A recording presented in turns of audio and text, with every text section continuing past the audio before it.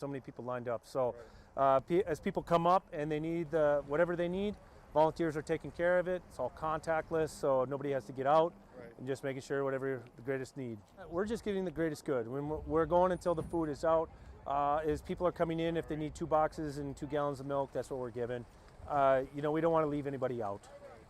I was in the hospital, and I saw a flyer on the wall. And all the nurses were talking about taking people. Which, by the way, you can watch us live on YouTube each and every day, which we appreciate if you do. Nothing's greater than seeing yourself on YouTube. Was that being a little facetious, Sarah? You love YouTube. Love it. Absolutely. I'm getting a haircut today, so that tells you something. Yeah, going to mow it all off. So there. Going bald. Going with the whole Butch thing. All right. But she announced today on YouTube, state legislator Shannon Roars-Jones is now a candidate for mayor of the great city of Fargo. And she's with us right now. Representative, good to have you in studio. Thank you, Joel. I appreciate the time. Question is obvious. Why? Why? Because, I've had a lot of opportunities to work in my family's business in the city of Fargo. We have built and grown our business in Fargo. That afforded me the opportunity to serve in the legislature, where I got to do some really amazing things. Some great work on criminal justice reform, economic development, public safety work.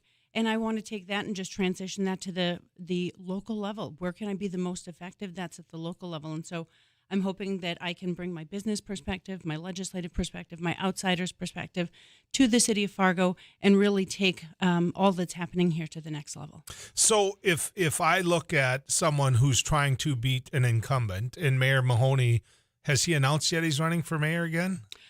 I think he's kind of been picking around the edges of it, right? Certainly he had the lawsuit. He had a successful outcome with the lawsuit. I don't believe that I heard an announcement specifically, but I think it's clear. Let's do this question based on the assumption he's running. Correct. Okay. Sure. So if you're going to run against an incumbent mayor, there's something there that has to be different to get my vote. What's going to be different if Shannon Roars-Jones ends up being my mayor versus Tim Mahoney, who already is my mayor? I think the simple answer is it's a fresh perspective, right? It's something new in the office. It's someone who is coming in with a new set of eyes. The leadership that we've had over the last several decades has brought Fargo to a great place. We have an outstanding community. We have a great economy, but there are still opportunities out there that haven't been tapped. Everyone across the state, across the country is dealing with workforce shortage. We have opportunities that are being missed, I think, to market Fargo outside of Fargo, bringing in workforce, bringing in businesses. That's one thing. I think we also have opportunities for building relationship and rapport across the state and outside of the state. I think my relationships that I've developed in the legislature will help me to make sure that we're communicating well our message and our needs from Fargo to Bismarck, working with the legislators that I've built relationships with there, working with our congressional delegation to make sure our needs are being carried to the federal level, and just partnering with businesses and with cities, city leadership inside the state of North Dakota and similarly situated cities outside to make sure that we're leveraging all of our opportunities and capitalizing on the things that exist out there that aren't being met right now. It's really about rapport. So what has Mayor Mahoney done wrong? I'm not going to speak to a list of things that Mayor Mahoney has done wrong. I think some of those will come up throughout the campaign. But I do think that we've had a caretaker mayor now for the last few years, and I think we need someone who really wants to dig in and be proactive and make sure that we are doing all of the things to take Fargo to the next level. So let's take a look at some of the bigger policy initiatives that were out there that have kicked in under a tenure and where the current administration is. One of the ones that I don't think is as big of a thing as what it's being made out to be, but it's money, is the fact that $1,000 was given to each employee as a bonus, each full-time employee. Would have you supported that? I would have to look more closely at the current levels of the salaries and whether or not they've received pay increases over the last few years, and then take a real critical look on that and whether that's the best way to spend those resources or if they could be better deployed serving the taxpayers of the city. Okay. Let's go in a different direction then. You've got diversion, which is being built, which you have supported in your time in the legislature, which seems to be an ever-moving target in terms of what the money is, where the money's going to come from. It seems as though it's always going back and taking a look at, hey, can we get a little more kind of a thing from the state? Are you happy with where the diversion is, the progress of it, how it's being funded, and do you think that it's time to move on from the diversion being the number one priority issue? The diversion is critical for the city of Fargo, and I think that that's been something in the legislature I've had the opportunity to support the funding. I think that is maybe one of our shortcomings with how the city leadership currently has been communicating with the state of North Dakota, and whether or not that was the most effective way to get the funding at the levels that we needed when we most needed them. And so I think we can continue to improve on the funding, the way that it's coming. First, we had some committed funds, and now we have some access to legacy funds. I think we will continue to work with the city to make sure that, with the state to make sure that the city is receiving the funds in the best package that works for keeping the diversion and construction moving forward and keeping the cost of the diversion as low as possible. As far as top priorities, I think we also need to talk about water supply. In the Red River Valley, we know that we're always at the mercy of water, whether it is that we have enough water or whether it is that we have too much water. And so I think that's going to be our next big priority, is making sure that we're communicating with the state the importance of funding the Red River Valley Water Supply Project to make sure that we don't have, we have already lost business opportunities in the city where there are businesses that want to come to town and have been told we don't have enough water for your business. And those, strangely enough, those businesses went downstream and are locating in Grand Forks. And so I think we need to make sure that we are looking at all of the opportunities and making sure that we're setting ourselves up for success in the future. Okay, you look at the structure of Fargo, and the first thing I always look at for any city is infrastructure and the delivery of needs, water to homes, curb gutter, the roads, the schools, those type of things. It seems to me that as Fargo develops further south, because you lost a lawsuit against West Fargo, people always forget to go back to that, which made Fargo a long, narrow city. On the north end, you've got a sewer plant, you've got airport. Your growth is going to have to be south. And yet there's a big controversy in terms of the school system and how it's reacting to that. Is the city of Fargo, under your tenure as mayor, if you're elected, is it going to do a better job of speaking to the public it serves when it comes to their children's schools? Is there a major disconnect between Fargo, its school board, to the point where nobody really knows why their property taxes at any given time are going up and what they're getting for it? Yeah, it's a critical issue for the city because, as you've said it just now, that the city's growing, we're expanding to kind of the limits of our city, and we need to make sure that we're doing that in a smart way. We need to make sure that we're looking at the budget and how do we spend our money in the city and making sure that we're spending it in the most efficient way. So we need to make sure we're not burdening our taxpayers with ever-growing taxes and special assessments. Our taxes recently have been soaring, and the special assessments have become such an issue for people. We need to make sure that we're evaluating that and doing our business in the city like a business would do it, evaluating all of our options and making sure that we're doing things in the most efficient, cost-effective way. Our government doesn't need more money. We just need to spend our money more wisely. When we come back, the obvious question that I have to ask as well is, you are a state legislator. Can you wear both hats? Is that something you intend on doing? So hang around. Shannon Jones, state representative. Now she wants to be mayor of the city of Fargo. We'll talk to her a little bit more about all of this right after this break on News and Views.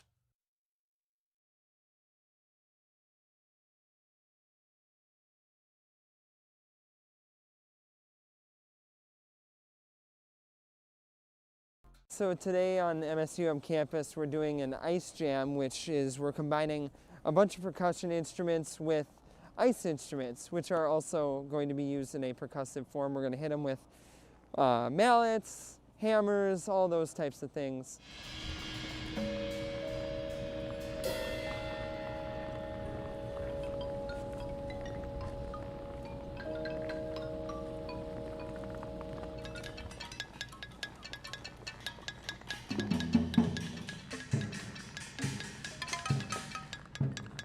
today is all improv, so we're all just kind of working with ideas that we just kind of think of as we go, and we kind of play off each other, and it's fun to collaborate, but also have a sense of independence.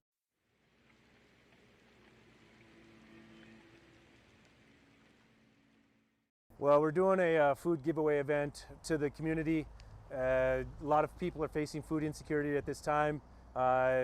As we can tell, we had to start about an hour early because we just had so many people lined up. So as people come up and they need whatever they need, volunteers are taking care of it. It's all contactless, so nobody has to get out, and just making sure whatever the greatest need. We're just getting the greatest good. We're going until the food is out. As people are coming in, if they need 2 boxes and 2 gallons of milk, that's what we're giving.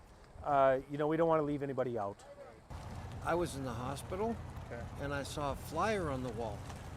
And all the nurses were talking about taking people down there to get food and stuff. I got out last night, the hospital last night, and I said, man, I'm going to do this. When I came from Williston here, I lived on these streets for 3 years, caring. And that's what this is. That's the way I see it. Very helpful. I think it's going to be very helpful because I know people that are doing without. I think it's truly remarkable how much need there is out there. Like I said, we were going to start at noon, but we had so many people lined up. We started at 11, and volunteers have been working their tail off since then. I'm thankful for that. I think this shows that there is some huge needs in the community, and we got some things we got to address. Thanks for watching News and Views on YouTube. Don't forget to subscribe and like our page, and send us a text anytime at 35270.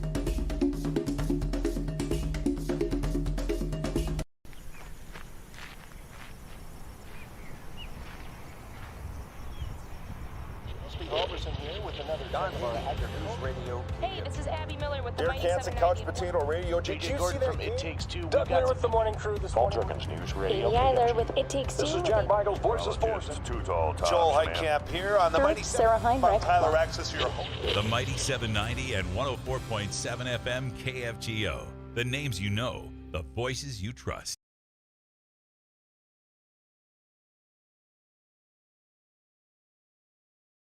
News and Views Radio Network. Shannon Jones, state representative, is now a candidate for mayor in the city of Fargo. Representative, when you look at it, there's people that are going to ask you this. Can you do both jobs? Are you going to keep your legislative position if you win the race for mayor? Joel, the thing right now I'm focused on is running a race, a good race, and winning the mayor's seat. After that, all decisions will be made, but I can't make a decision about what I'm going to do in the future until I know that I've won this race. So that isn't a pledge to not serve in the legislature. I am not commenting on whether or not I will continue to serve in the legislature. That will all be determined on whether or not I win this race. This is my main focus right now. I will continue to serve my constituents in Southeast Fargo until such time that I'm not in that seat. And that will just include now growing the people that I'm serving to the rest of the city of Fargo. Our text club is brought to you by Eye Consultants of North Dakota, the latest technology and personal caring attention, providing eye care for your life, 32nd Avenue South in Fargo. Eye Consultants of North Dakota. We just want to throw this out because it comes in our text club, which says the mayor candidate needs to push for making this a full-time position. This is ridiculous that a city the size of Fargo has a part-time mayor when it is a 40-hour plus job per week. Do you believe the mayor position in Fargo should be a full-time position? I think it's a full-time job. Whether or not it should be a full-time position, I don't think that's the mayor's job to push that as an issue. It always seems self-serving when someone who's elected is pushing either to be paid more or to have more responsibilities. So I certainly would be open to exploring that option, but I think that's something that should be put on the ballot for the citizens to decide, because ultimately they're the ones who have to pay for it. Text comes in. So, you've been in politics for a while, so you're ready for this. It says she sounds like a typical politician. She doesn't answer any questions directly, which bothers me. I'll let you respond to that. I'm curious which questions I didn't answer directly. I always try to be as forthcoming as possible, but it's challenging. We're early in the race, and at the same time I was running for the legislature, there's a lot of things to learn along the way. I anticipate spending the next several months meeting with constituents, learning about their issues, so that I can be the most effective mayor as possible. And, it's the same thing I did when I was in the legislature. You go in with a lot of things to learn. You never know all of the things, and so you never have all of the answers, but it's a process of reaching out to constituents, listening to their concerns, responding to their emails. And so I hope it to be transparent, available, and responsive to the needs of our citizens. Well, consider me your focus group right now. I don't live in Fargo, so it's easy for me from the outside looking in to criticize at times and to compliment at times. I get that.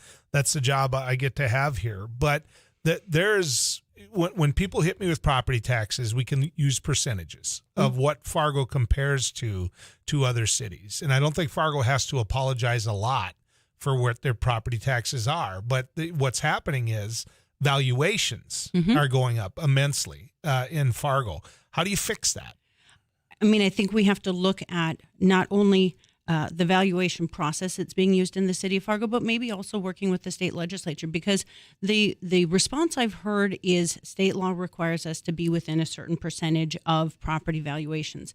Now, I think we've had some challenges in the last few years when we've had big increases in value or sales prices on some homes where there was less less supply than there was people buying. And then the city went and did a reassessment that impacted all of the citizens of the city based on those higher sales prices. I think we need to be more critical on how we're looking at things like that and say, is this accurate? Is this fair? Because not all of the homes in the city of Fargo would be selling for that price if they were all on the market. It was just a supply and demand issue where prices were going up because a lot of people wanted to buy and not a lot of people were selling. And to me, you've got the issue of, I didn't want to sell my home.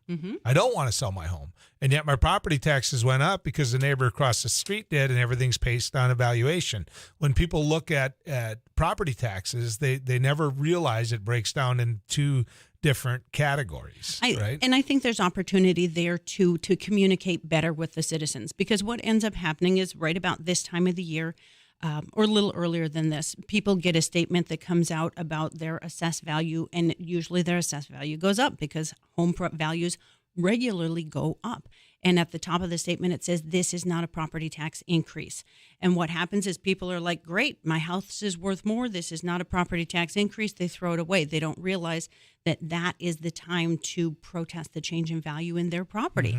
And what happens is a few months later, then they get the tax statement. Their taxes went up because their assessed value went up. And the city, you go to protest at that time, they're like, oh, you're not protesting the taxes. The taxes didn't go up. Your assessed value went up. You need to go and talk to the assessor's office about having your house reassessed.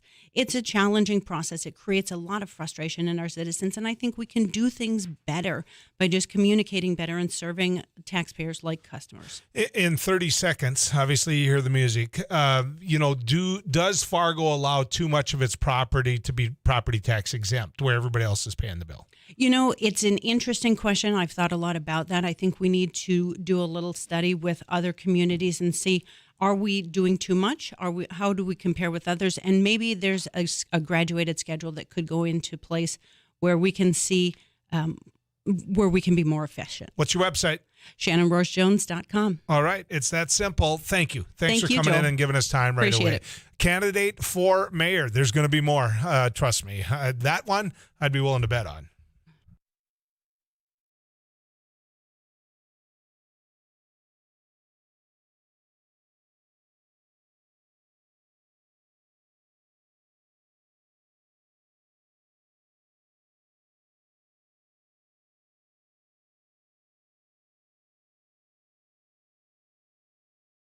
Well, we're doing a food giveaway event to the community. A lot of people are facing food insecurity at this time. As we can tell, we had to start about an hour early because we just had so many people lined up. So as people come up and they need whatever they need, volunteers are taking care of it. It's all contactless, so nobody has to get out, and just making sure whatever the greatest need. We're just getting the greatest good. We're going until the food is out. As people are coming in, if they need 2 boxes and 2 gallons of milk, that's what we're giving. We don't want to leave anybody out. I was in the hospital, and I saw a flyer on the wall. You know, and all the nurses were talking about taking people down there to get food and stuff. I got out last night. Got out of the hospital last night. And I said, man, I'm going to do this. When I came from Williston here, I lived on these streets for 3 years, caring. And that's what this is. You know, that's the way I see it. Very helpful. I think it's going to be very helpful because I know people that are doing without. I think it's truly remarkable how much need there is out there. Like I said, we were going to start at noon, but we had so many people lined up. We started at 11, and volunteers have been working their tail off since then. I'm thankful for that. I think this shows that there is some huge needs in the community, and we got some things we got to address.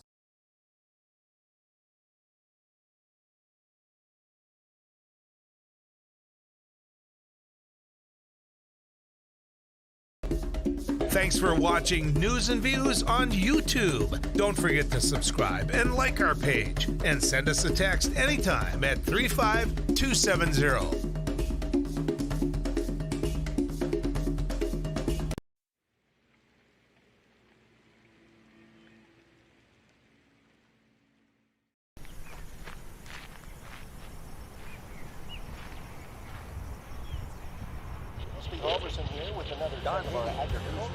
Hey, this is Abby Miller with the Derek Mighty Hansen, 790. Couch Potato Radio. Did you see that? From It Takes Two. Doug Miller with the morning crew this morning. News Radio. Amy Eiler with It Takes Two. This is Jack Michaels, Voices Force. Joel Heitkamp here on the Mighty Sarah Heinrich. Tyler Access, your home. The Mighty 790 and 104.7 FM KFGO. The names you know, the voices you trust.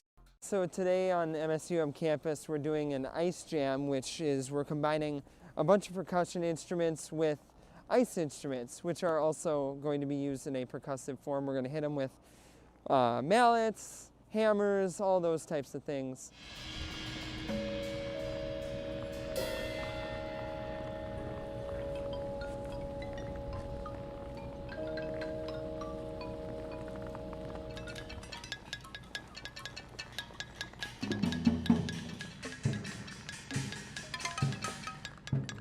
Today is all improv, so we're all just kind of working with ideas that we just kind of think of as we go, and we kind of play off each other, and it's fun to collaborate but also have a sense of independence.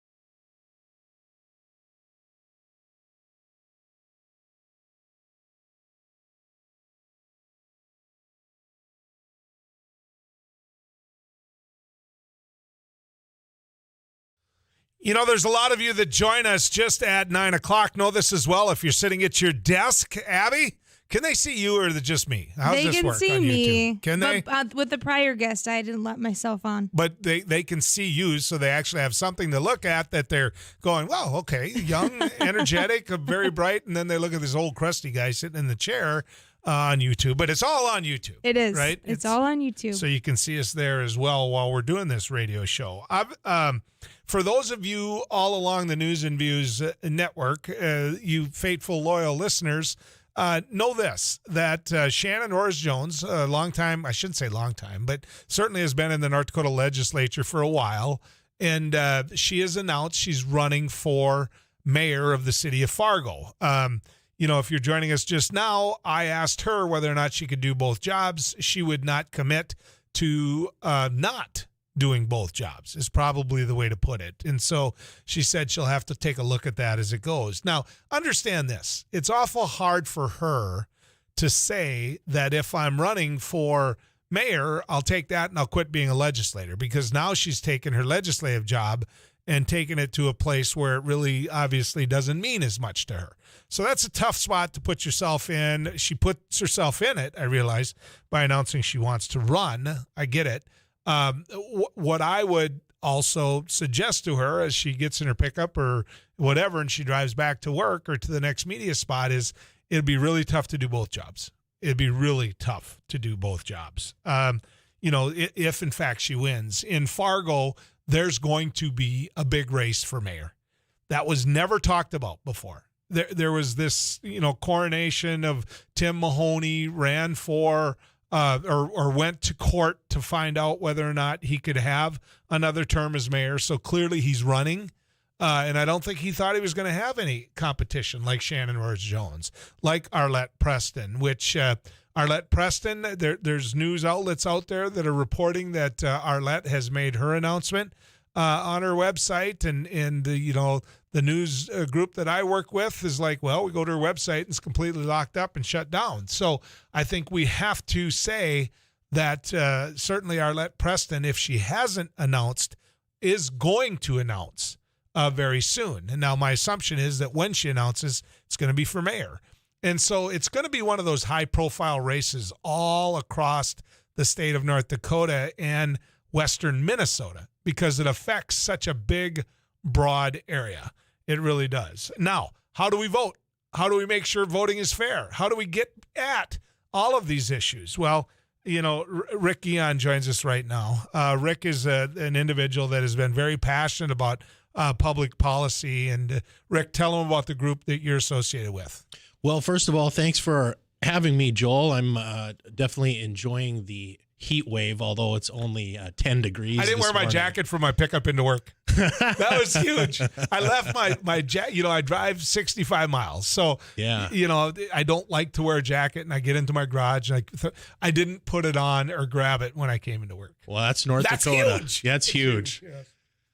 Well, I work for a group called North Dakota Voters First, which is a nonpartisan nonprofit that fights voter suppression and is for fair legislative redistricting in North Dakota. We also are opposing an initiated measure by a group called Protect North Dakota's Constitution, which has a nice sounding name, but they are trying to damage the initiated measure process in this state.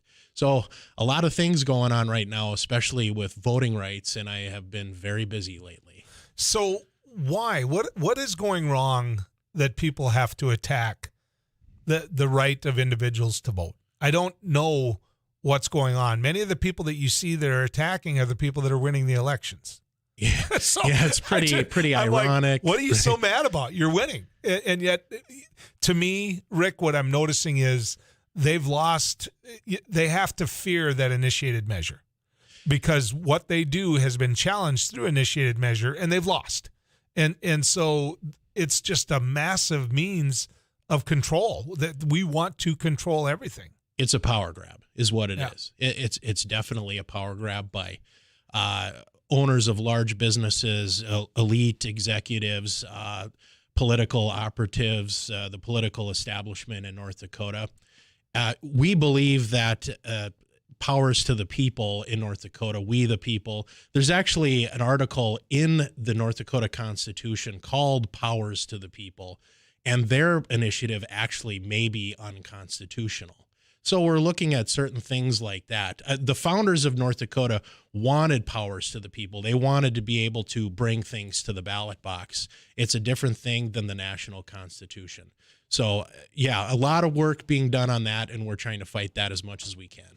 Now, here's a political prediction. I've been involved in politics since I've been 20 years old, and I'm 60. So you do the math on that. Here's what I know, that if you take away the right for people to have a say at the ballot box in my home state of North Dakota, you're going to lose, as long as they know about it. Right. If they don't know about it, if people like, you and I aren't telling them that, hey, you're going to lose here, you're going to lose the power you have in that ballot box, then if they don't know about it, then you will lose it. And that's why we're here today talking about it. And also the Fargo Forum's editorialized against this already. And we're planning on a paid media campaign in the future to get the word out about it and tell folks how this does damage the initiated measure process in this state. So, go back and just go over some of the initiated measures that we've had where people, if you think about it, you would not have this. Exactly. If it hadn't been for the initiated measure. Well, oil extraction tax, which Byron Kent, they in the late 70s, they brought that to the table. That passed. Thus, we now have a legacy fund, which I think a lot of people on both sides of the aisle agree with. It's a good thing to have money in the bank. Right. So, yeah, a lot of stuff, a lot of good stuff. Anti-corporate farming. Your listeners, Farmers Union, definitely is for things like that. That passed overwhelmingly. And so a lot of stuff has been brought to the table by that process. Just so you know, that was a huge fight, ladies and gentlemen.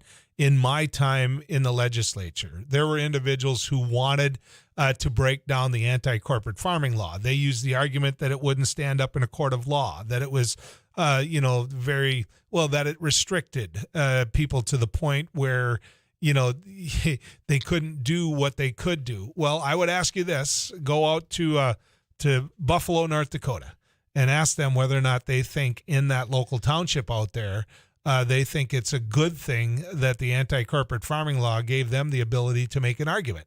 That's a perfect example. Those big hog farms, not good for that area. Those folks were up in arms about that issue. Well, and I don't know. Okay, I'm not trying to intertwine you in this issue, but I have been a longtime advocate for legalizing marijuana. It's none of my business if Abby, Rick, and Joel smoke pot. Okay, I don't see it as a gateway drug. That's been proven that it's not a gateway drug. You could argue that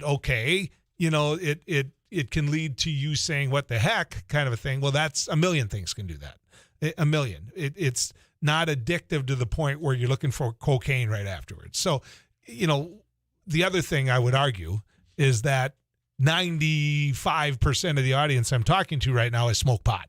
So if you think you should be in jail with a felony, then go get it, because that's really where we were. So if you do what South Dakota did, which is to have a discussion on the ballot over whether or not you should be legal, you lose that right. Well, you lose the right to have that conversation and have that vote because they're going to make it so restricted, the numbers, everything that's involved with it, you're not going to be able to put it on the ballot. There's a court battle in South Dakota right now because what this group in North Dakota wants to do with the 60% level is one issue. So South Dakota has one issue for their initiated measures. Now, when legalizing marijuana passed, they put marijuana and hemp in the same measure, which would make some sense. But now the court battle is, well, there's a difference between marijuana and hemp. And so it sounds simple. But the court battle treats people like they're too stupid to know. Well, that's true. They knew what the heck they were voting on. And this is about a governor wanting to be a president. This is about the people of North Dakota or South Dakota knowing what they voted for. They voted for it. She steps in because she knows it plays directly to the powerful right. And the next thing you know, she's collecting checks from people saying you should run for president when in fact the people of North Dakota spoke. So there, got that off my chest. That's good. Yeah, exactly. Well, stick around, Rick. I got a little more I want to discuss with you, but first I head to the Weather Cave and visit with Too Tall Tom Szymanski. Well, we're doing a food giveaway event to the community. A lot of people are facing food insecurity at this time. As we can tell, we had to start about an hour early because we just had so many people lined up. So as people come up and they need whatever they need, volunteers are taking care of it. It's all contactless, so nobody has to get out, and just making sure whatever the greatest need. We're just getting the greatest good. We're going until the food is out. As people are coming in, if they need 2 boxes and 2 gallons of milk, that's what we're giving. We don't want to leave anybody out. I was in the hospital, and I saw a flyer on the wall. And all the nurses were talking about taking people down there to get food and stuff. I got out last night. The hospital last night, and I said, man, I'm going to do this. When I came from Williston here, I lived on these streets for 3 years, caring. And that's what this is. That's the way I see it. Very helpful. I think it's going to be very helpful because I know people that are doing without. I think it's truly remarkable how much need there is out there. Like I said, we were going to start at noon, but we had so many people lined up. We started at 11, and volunteers have been working their tail off since then. I'm thankful for that. I think this shows that there is some huge needs in the community, and we got some things we got to address.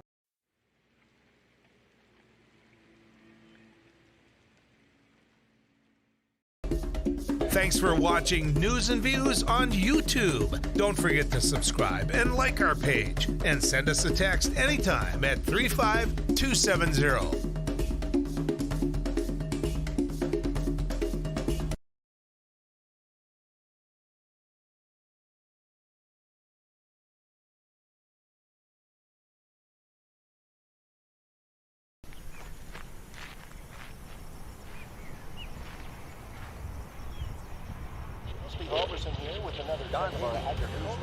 Hey, this is Abby Miller with the Derek Hansen, Couch Potato Radio. Did you see that from It Takes Two? Doug Miller with the morning crew this morning. Jenkins News Radio. Amy Eiler with It Takes Two. This is Jack Michaels, Voices Forces. Too Tall Tom. Joel Heitkamp here on the Mighty Sarah 7. Heinrich. Tyler Axis, your host. The Mighty 790 and 104.7 FM KFGO. The names you know, the voices you trust. So today on MSUM campus, we're doing an ice jam, which is we're combining a bunch of percussion instruments with ice instruments, which are also going to be used in a percussive form. We're going to hit them with mallets, hammers, all those types of things.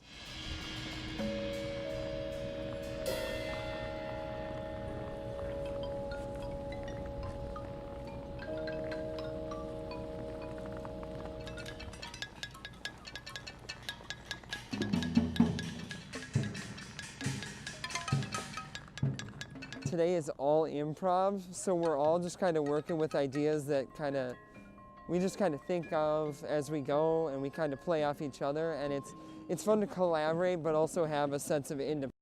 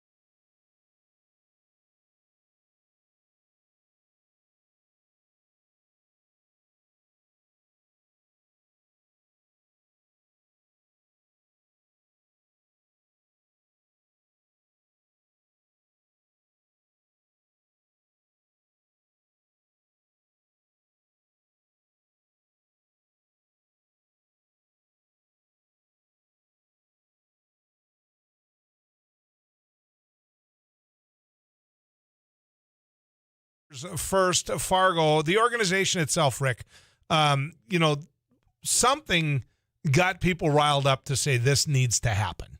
You just don't have organizations like this because it's like, I want to get active politically. Let's pick a name. Something ticked somebody off that a group of people said, here's a couple bucks, go fix this. Right. So last year about this time, I was hired to work on redistricting, fair redistricting in North Dakota, and to follow the redistricting process through the legislative session. However, there was a rash of voter bills, about 40 of them, introduced during last session. About a dozen of them were very severe. Some of them were even unconstitutional. And so my job got very busy very fast. I was actually hired part-time, and then it went from about 10 hours a week to about 60 in the matter of a week. So, yeah, there was a lot to keep track of last session. By the way, a question comes in. It says, how do I search on YouTube for news and views? If you go to kfgo.com, you're going to find a link there. Abby looked at me like, Joel, it's not that hard. So, all right, I got it. The people asked and answered. Go to kfgo.com. You can find it there on the home base of the News and Views Radio Network. Rick, so much of this is really a national issue. And I think it's wrong to ever talk about things in generalities without using names. The Koppelmans out of West Fargo, West Fargo, not West Fargo, but West Fargo, the people that serve some of these districts, they don't come up with original ideas, Rick. I'm just telling you maybe something you already know, but they get bills like the one you described to take away people's voting rights. They get those from a place called the American Legislative Exchange Council, a group called ALEC. Yes. And that's a national group that pushes for taking away the rights of individuals. Then next thing you know, Kim Koppelman, Speaker of the House, next thing you know, he's pushing to take away your rights, all under the guise of, hey, this is what I thought of. He hasn't had an original thought in years. It's just stuff that they throw at him and say, put this in, and then we'll donate to you. That's what happens. How do you beat that back? Well, most of the severe voter bills were from Heritage Foundation, which is another national group like ALEC or Cato. And a lot of those bills were pushed locally here by Jim Casper, big surprise. Yeah. Statewide, Jeff Magrum, Jeff Hoverson, some of those folks that are on the extreme side of the Republican side were really pushing those things. But we found out that those bills were through Heritage. A lot of other bills are through ALEC, just through some research. Betty Grandy, former legislator in Fargo here, is working for an ALEC-related group called the Rough Rider Policy Center. Which is why she lost her race. She lost because she had gone so far right. Nobody wanted to vote for her anymore. She couldn't, in a huge Republican district, she couldn't get elected legislator anymore. Right. And some people accuse us, and we do get some out-of-state funding. We have done a lot of in-state funding recently, but with out-of-state funding, people are like, well, you're pushing a national agenda. No, our board is very local. We're grassroots. Our board does not get paid. I get paid. But the ideas we come up with are very local. A lot of research goes into that stuff, especially with initiated measures. Ellen Chaffee is a just a champion for the initiated measure process, and she's one of the foremost experts. And I'd say also Dustin Gowrlow with the Watchdog Network, who we're working with. Very conservative. Very conservative. Dina Butcher on the Republican statewide. Dina Butcher and Ellen Chaffee are the reason. They get mad at me when I say this. They're the reason we have an ethics commission in the state of North Dakota. Absolutely. Those two had the courage to take on this big machine and do what they did and then get good people around them. And this is a big part of why they're after people's voting rights. Because they're mad that they actually have to answer to an ethics commission. That's what started all this. And that ethics commission is a local idea. It's a North Dakota idea. It's something that the state has needed for a long time. And Joel, you know that because you served in the legislature for so long, that some of that unethical behavior, money from lobbyists, those dinners need to go away. Well, look at Casper. Casper gets on a plane. He goes to Antigua, or was it? He comes back and he says, we have to make gambling permanently legal in North Dakota at all levels, right? And he wants to push this. And he comes and sits in that chair you're sitting in and says, we got to do this. And I said, well, who paid for your trip to Antigua? That doesn't matter. That does not matter. You're mixing. Who paid for your trip? Who's paying you to do this? He wouldn't say. Then we found out, right? And the next thing you know, we find out that maybe a little ethics wouldn't have been a bad thing when it comes to all that. Yeah, ethics matter. You know, in the state of Minnesota, they've had those things on the books for a long time. You can't buy a legislator a cup of coffee if it's over, like, I don't know, $5, even if you can in Minnesota. These things are in other states. They're so mad at Dina and Ellen. They are just so mad because, my goodness, they actually have to report some things. Rick, always good to talk to you, man. Thanks for coming on. Yeah, you bet.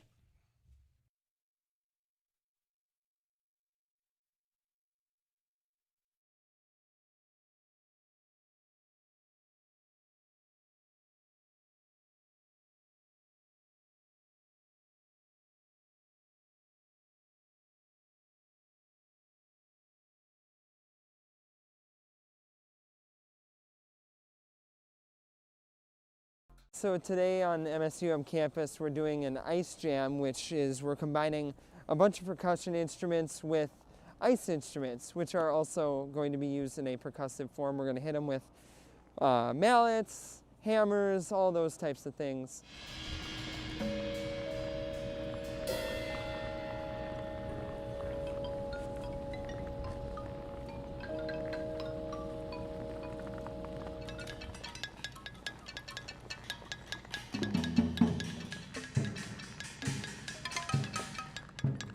Today is all improv, so we're all just kind of working with ideas that we just kind of think of as we go, and we kind of play off each other, and it's fun to collaborate, but also have a sense of independence.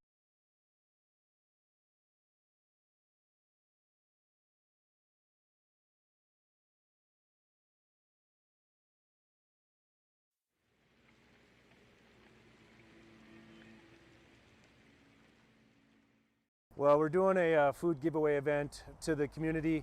A lot of people are facing food insecurity at this time.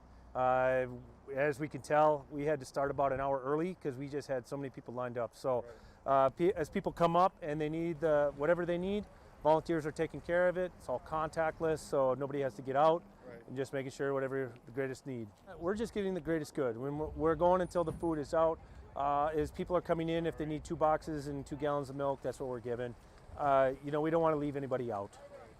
I was in the hospital, and I saw a flyer on the wall. You know, and all the nurses were talking about taking people down there to get food and stuff. I got out last night. Got out of the hospital last night, and I said, man, I'm going to do this. When I came from Williston here, I lived on these streets for 3 years, caring. And that's what this is. You know, that's the way I see it. Very helpful. I think it's going to be very helpful because I know people that are doing without. I think it's truly remarkable how much need there is out there. Like I said, we were going to start at noon, but we had so many people lined up. We started at 11, and volunteers have been working their tail off since then. I'm thankful for that. I think this shows that there is some huge needs in the community, and we got some things we got to address.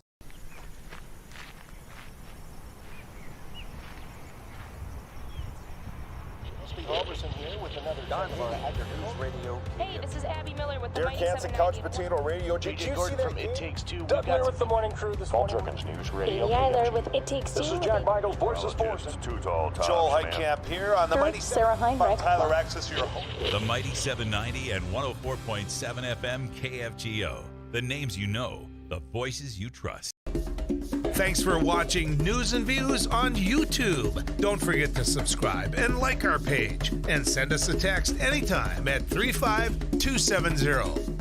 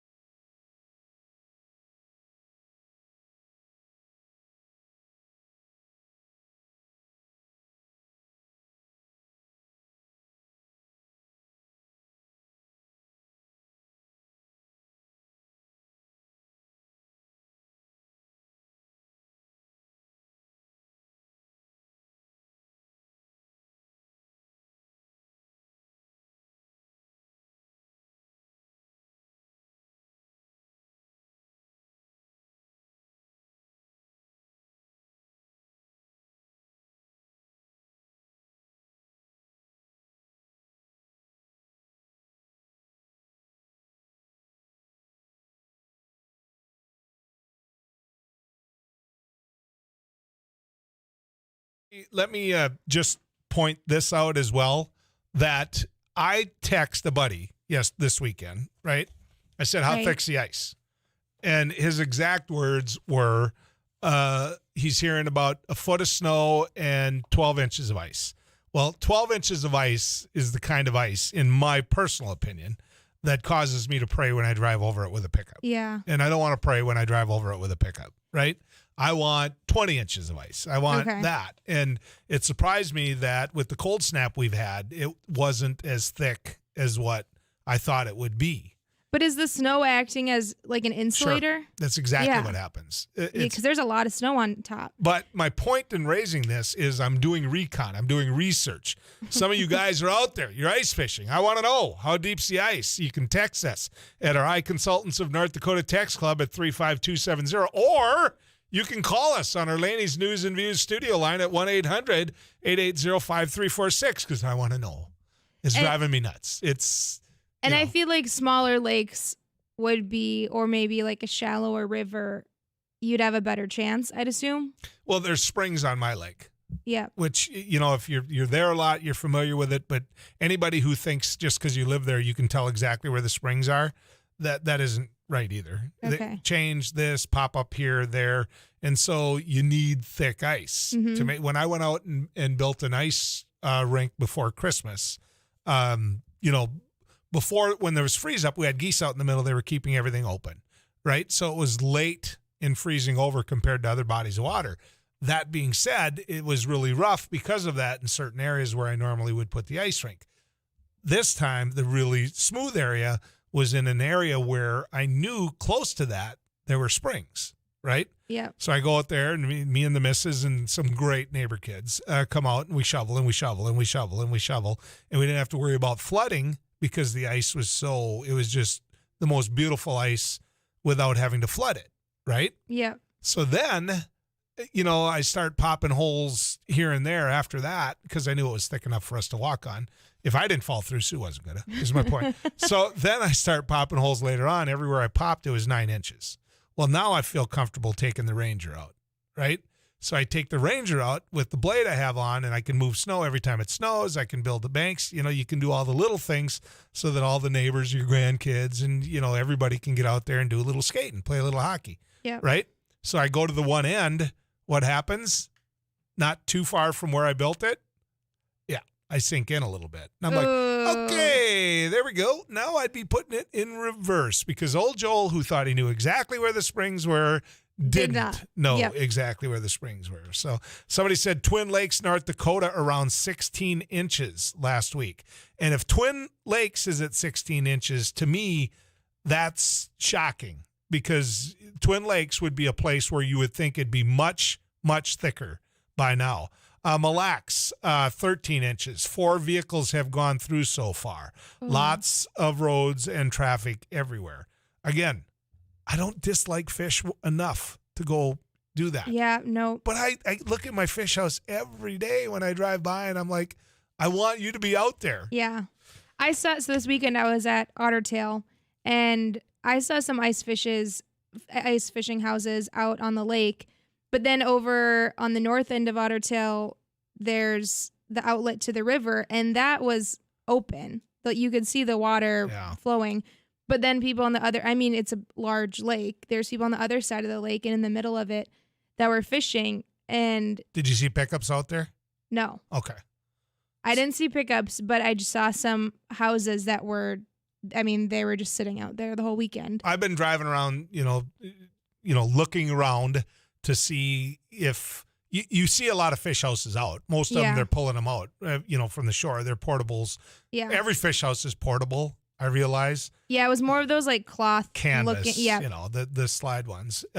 Somebody says 18 inches at Long Point at Lake of the Woods. If Lake of the Woods is at 18 inches this time of year, it's a bad year for ice. Lake of the Woods right now, you should be able to drive a dozer across it. It's unbelievable to hear that at Lake of the Woods it's only 18 inches. Would you check a bunch of spots on the lake, like before setting up camp? Well, what I do is always assume that some of the really anxious guys, you got everybody's cell phone, right? So you see them out there and you call, Yeah. right? You call and say, okay, what are you finding? What are you finding? I got a buddy, Jerry, who heck of an ice fisherman, and he built his house. He worked in a machine shop, and he built it so light that you and I could move it easily together. And so it isn't as big of a risk for him to put it on his Ranger and pull it out there. My house is a little heavier. Yeah. Yeah. So. Huh. You ready for this? Yeah. Into our eye consultants of North Dakota Tax Club. I do my ice fishing at Hornbacher's. So, right? That's where I do mine. Another one up here, we call it being angry enough at the fish to go out. Well, down here we do too. Somebody else texted in and said there's 3 in the bucket right now. So they're out there catching some fish. I want to get out there. I gave my. You're antsy. I really am. I know. I am. To get in that ice castle filled with whatever the meats and the deviled eggs and the every smelly thing you can think of. It's enticing. I think you're being very judgmental right there. No, I was just listing off the foods you like to have in your ice house. When's the last time you had smoked oysters? I can't remember. All right, I'll fix that. I'll bring them here. That's fine. If it's in the ice house, I cannot imagine the smells in there. And my deer sausage is done. Yeah. Ooh, I just got to go over to Fairmont Lockers and pick up my deer sausage. I don't have any in my freezer. Do you want me to bring some? Well, kinda. All right, consider it done. Consider it absolutely done. How did the stew making process go yesterday? Did you do it? That's tonight. That's tonight? Yeah. Well, so I bought everything for it. And I called my mother to back up what you said. Mm-hmm. And my mom has always made it with just a big roast. She's never put the stew meat in the crock pot. And so then I obviously looked up a recipe and backed you up. It's stew meat. You got to have, with all due respect to Denise, who's a great cook. And she is a great cook. You've got to, if you want pulled roast beef, you're off and running her way. But you got to have stew meat. You got to. I think the big pot roast would make it more of like, you're going to have roast beef with a side of potatoes and carrots. Right. Whereas I think with the stew meat, you're actually kind of having stew. So when I told you how to make stew yesterday. Yeah. What did I get? We had wild conversations yesterday. Then we called my wife, who makes wonderful stew. And Stew makes stew. Yep, that's right. And so what did I get wrong? You got wrong, which you didn't put the flour. She said flour, the outsides of the stew. Well, that I assumed you knew, though. Why do you need to do that? Because you flavor it, you season it, you flavor it, you coat it in flour, lock it in, and you fry it in a pan, preferably a cast iron pan, before you put it in the crock pot. Okay, I was just gonna fry them like in some butter or something and throw them in. So, what did she tell you about carrots versus potatoes? What did she say? Yes, the potatoes need to go in later. That's right. Carrots take much longer to cook. My mother said, she's like, well, if you don't want to make multiple trips to the crock pot, you could just cut the potatoes bigger and throw them in at the same time. She's right about that, yeah. too. She's definitely because I was thinking, like, while you're doing TV today, I'll run home, put the stuff in the crock pot, so then when I go home for dinner, it's smelling tasty. I don't have TV today, so I could help you out there, too. So. We can take a trip and make some stew. My next TV day is tomorrow, so yeah. Oh. Joel, 12 inches, you can pull your ice castle out with your Ranger, get out there and get fishing. I know, I kind of know, but again, I go back to the story I was telling, which is it can be 12 inches there, and 12 inches don't necessarily mean over there after the geese were doing what they were doing. And I don't know. I want to get out there. You're right. I got some work to do. I got a buddy who I fish with a lot, and now that the weather's kind of turned, he's going to come pick up my house and take it to his shop and do a little work on it. Maybe look at the nozzle on the gas. That's stuff you don't care about. But my point is this. It's time to be buying minnows more often than not, right? Want to tell my family back home, my Aunt Arlene passed away, so that's just a personal aside that I want to give them all the sympathy I can. Absolutely great family. So here's my big question. Senator Rounds, former Governor Rounds of South Dakota, takes to the airways on national media, and he says, look, the election was fair. Get over it. We lost. He does that, and instantly the former president of the United States takes after him. I mean, goes on the attack. He's nothing but a rhino. I will never endorse him again. This man, he doesn't belong in the Republican Party. I mean, all of that just instantly goes after him because he just simply said what was the truth, which is that there was an election. There was all types of checks and balances. There was tens of lawsuits in front of judges appointed by the very ex-president that was making the challenge, and they were thrown out of court. And so here we sit, where everybody is still in the, oh, cripes, Joel, just let's talk about something else. Mike Rounds goes about doing what any good, honest person would do, and he gets a chain drugged to his neck, and he's getting drugged behind a pickup because of it. So the big question is, will John Hoeven, will Kevin Kramer, will they come out and say, quit picking on Mike Rounds? He's our friend. He's our colleague. We work with him. He told the truth. Because when all of them start doing that, then we'll get past the era that we've just had. Whether you think it was good, whether you think it's bad, can we just acknowledge that it's time to move on? But we can't move on when one party's narrative is the big lie. We can't move on as long as that's the case. And so the Senator Rounds of the world, when they take a step back and they go through what they just, the tragedy that just hit his family with his wife, and maybe you sit and you look in the mirror and you reflect and you say, you know what? Life is about way more than getting up in the morning and fearing Donald Trump. It's about way more than that.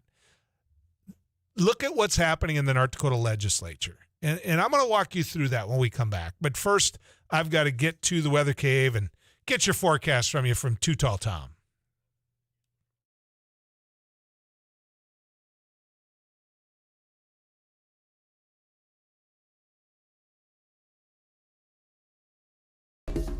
Thanks for watching News and Views on YouTube. Don't forget to subscribe and like our page. And send us a text anytime at 35270.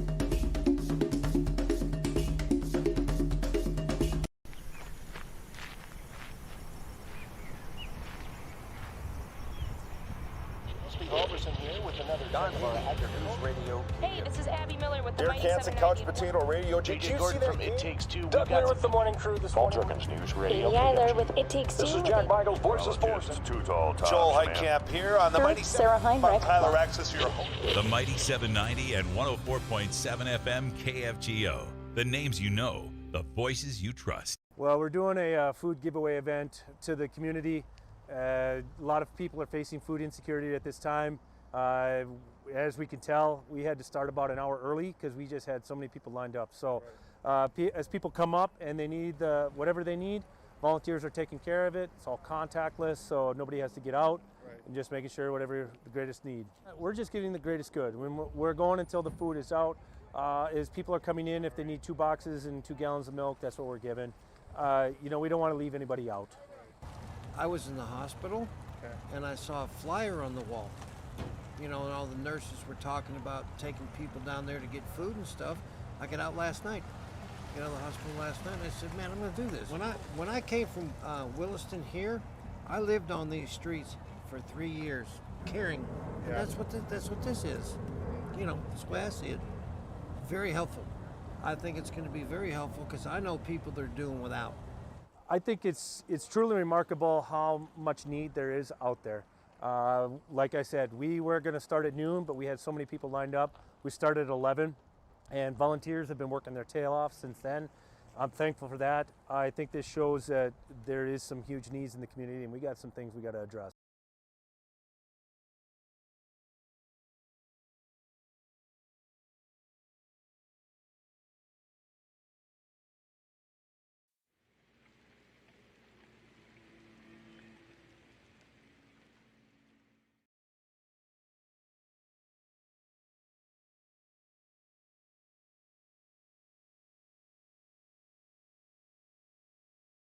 So today on MSUM campus, we're doing an ice jam, which is we're combining a bunch of percussion instruments with ice instruments, which are also going to be used in a percussive form. We're going to hit them with mallets, hammers, all those types of things.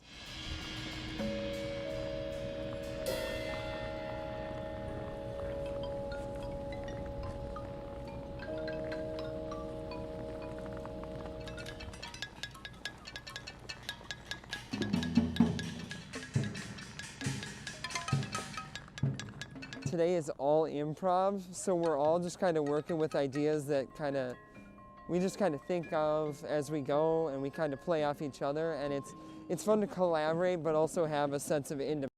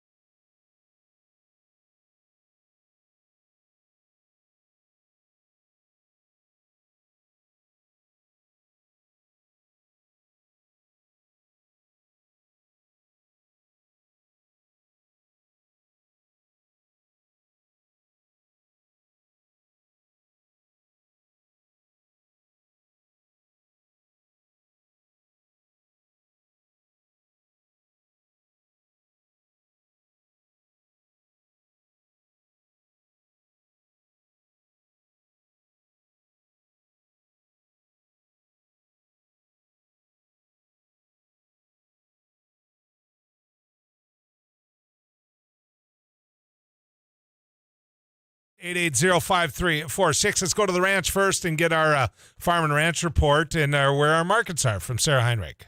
Well, greens have moved their way into the green. We're no longer seeing a mixed board. Wheat making some nice gains back again after some losses. We're now seeing March wheat up 15.5 cents at $9.29. September's at $8.87, up a dime and 3/4. March corn climbs 3 3/4 at $6.03. December at $5.58, a penny higher. March soybeans up 4.5 cents at $13.89. New crop November at $13 even, unchanged. In the cattle market, also in the green, seeing March feeder cattle $1.18 higher. February live cattle up $1.20 at $137.45. And for February lean hogs, we're down 50 cents at $77.88. With your markets, I'm Farm and Ranch Director Sarah Heinrich for the News and Views of Radio Network from the Enterprise Sales Ag Studio. Enterprise Sales of LA City, your grain handling and storage experts. Thank you, Sarah. I've got Tyler Axness in here, and we're just going to broach a subject that we're going to hit on more, or I'm going to push later in the show, which is Chet Pollard announced he's done. Right. Rich Wardner announced he's done. Joan Heckman announced she's done. Those are 3 of the 4 leaders in the North Dakota legislature. What is going on?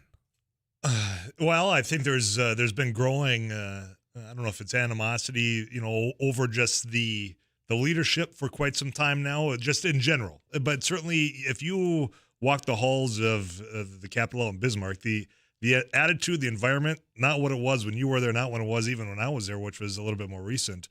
The balance that these leaders have had to do to try to get something done while also being distracted by all the nonsense you're seeing day after day after day, I'm sure is tiresome. You add on top of that this pandemic and all the ins and outs of what had to go on.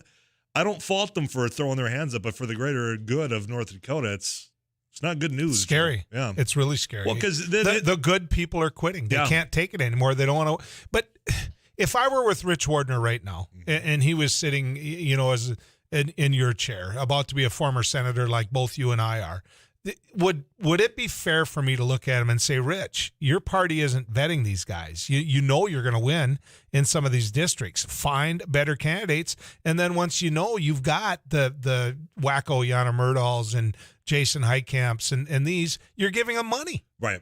Yeah, I mean, there has got to be some self-reflection going on within that party, and I think there's been some of that. They've had, I think, contentious party meetings, whether it's at the district level or certainly at the state level, to try to find limitations, quite frankly, is how I view them, on who is an eligible candidate. What do you have to do to actually be a candidate on the Republican Party's ticket in North Dakota? Now, whether that's right or wrong, I mean, that's within their party. That they're an organization that can set those standards, but they have kind of helped create at times the beast of which they're fighting amongst themselves right now. And it's bad for North Dakota. It's bad. Losing Rich Wardner and Chet Pollard is not a good thing. You think about all the years of service they have and knowledge about how things work. It's bad news. Well, and we're about to lose people with common sense in the room. Yeah. The Ole Larsons are about to be leaders in the Republican Party. Stick around. More coming your way here on News and Views.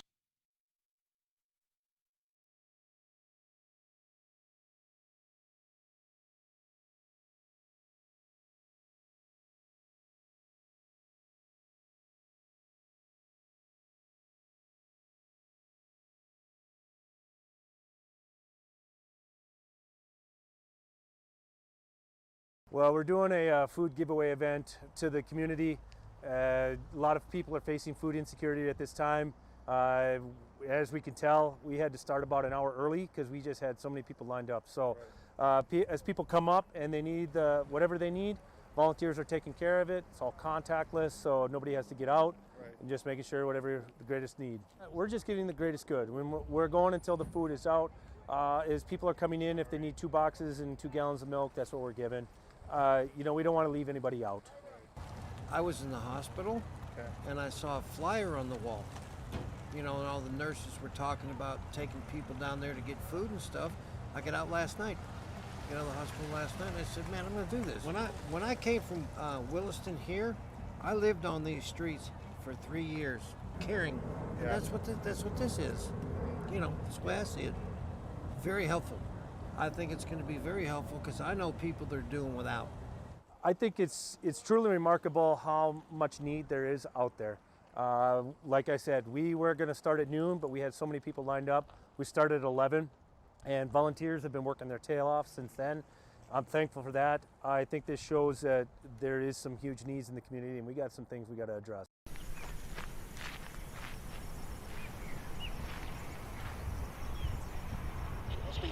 Here with another News Radio. Hey, this is Abby Miller with the Dear Mighty Kansas 790. Couch Potato Radio. Did you see that? It Takes Two. Doug Miller with the morning crew this morning. News Radio. Katie Eiler with It Takes Two. This is Jack Michaels, Voices Forces. Joel Heitkamp here on the Mighty Sarah 7. Heinrich. Tyler Access, your home. The Mighty 790 and 104.7 FM KFGO. The names you know, the voices you trust. Thanks for watching News and Views on YouTube. Don't forget to subscribe and like our page, and send us a text anytime at 35270. So today on MSUM campus, we're doing an ice jam, which is we're combining a bunch of percussion instruments with ice instruments, which are also going to be used in a percussive form. We're going to hit them with mallets, hammers, all those types of things.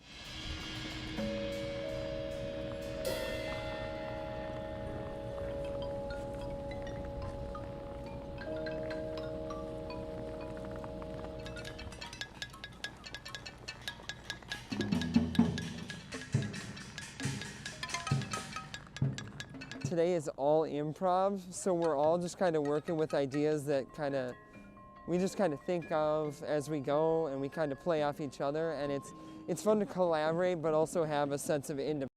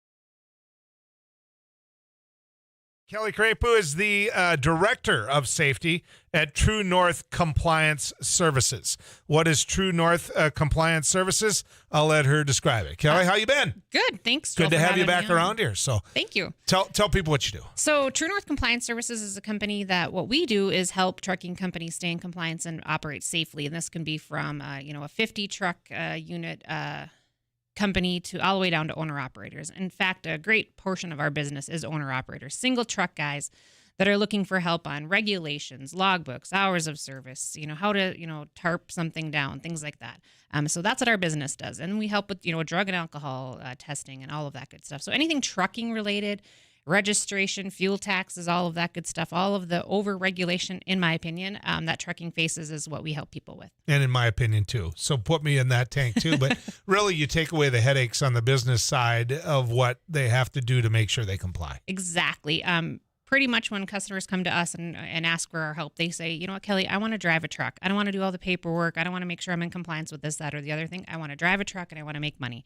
And so that's what we do. We help everyone else with all the paperwork aspect of their business. Good. And they need it. Absolutely. I can give you 4 names right now that hopefully they're listening to you and saying, okay, what's your website?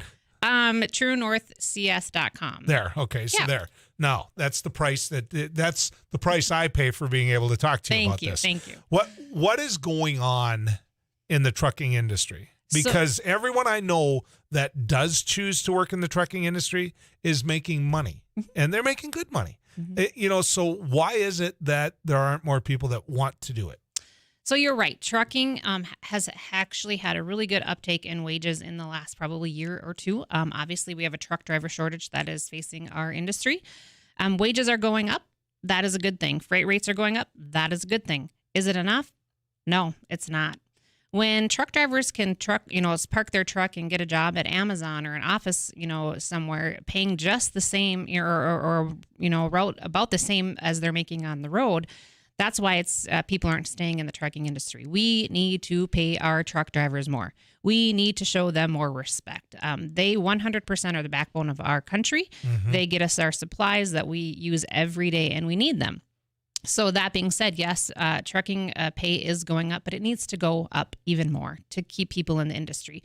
The other thing is it's a really high demanding job. It's a high risk job. 80,000 pounds of, freight on a truck going down the road is super dangerous. So it's a dangerous job. The other thing is it's a damper in people's home and family life. It's hard to get home for your son's football game, basketball game, or your daughter's dance recital or a program at school when you're an over-the-road truck driver. So it's a thankless job that people don't want to stay in anymore, unfortunately. I can tell you, I'm not talking about over-the-road truckers now. I'm not talking about the big 18-wheelers. I'm talking about guys that get up every day and they deliver things like to my house that would make excellent over-the-road truckers, but they might be delivering for Amazon. Near as I can tell, we own stock in Amazon at my house, judging by... Me too. Yeah, exactly. And so you've got Steve at UPS. He would be absolutely great at doing but he's making money doing this. The FedEx guy, the Ida sitting there with the U.S. Mail. I mean, you've got all these very talented people that are being used in so many different capacities that might have chosen a different career, but the need is there in so many different ways now. Correct. And you're right. Local delivery looks more enticing to someone than, long haul or over the road truck driving. And that's where we're having critical shortages. We're 60,000 drivers short. And then, we'll talk about other that's regulation. An important number. It is. 60,000 is a lot. And there's a lot of things that go into that. Why are we short 60,000? There's several reasons. Over-regulation we talked about. We have a regulation going into effect. I think it's January 15th, which is Saturday. Any truck driver wanting to go to Canada, if you're not vaccinated, you're not going. So the trucking industry, unfortunately, is not a highly vaccinated population. Canada's choice. Yes. Yep. Same coming the other way. So Canada US coming to U.S. A U.S. driver? Yes. So a U.S. driver coming back across the border, back into the country, has to be vaccinated to come back in. Well, for a U.S. driver to go to Canada, they're going to need to be vaccinated, right. And then vice versa. Canada coming into U.S. will also need to be vaccinated. So we're going to have some supply issues at the border, at our north border, because of the vaccine mandate. We did have some senators that did write a letter to Biden and asked him if he could, relax this regulation for a little bit longer. We're already having supply issues. We're having driver shortages. We're not going to be able to get products across the border at this point because we don't have vaccinated drivers. It's going to be a thing. Somebody who was involved in a building project or watched somebody near and dear to me involved in a building project couldn't get lumber. Look at what the price was of lumber, recycling some lumber. These issues, these matter. When, everybody's going to bring up a party when it comes to this. And when you look back, neither party got things done when it comes to this. How do we fix that? Is it going to take this massive need of supplies? And are they going to wake up someday and say, look, we have just made this too hard to do? And that's what we have to look at. So we have the vaccine issue going on at the border. We have another regulation that's going into effect on February 7th that is going to make it much more difficult for somebody who desires to get a Class A driver's license. They're not going to be able to get it as easily as you once used to.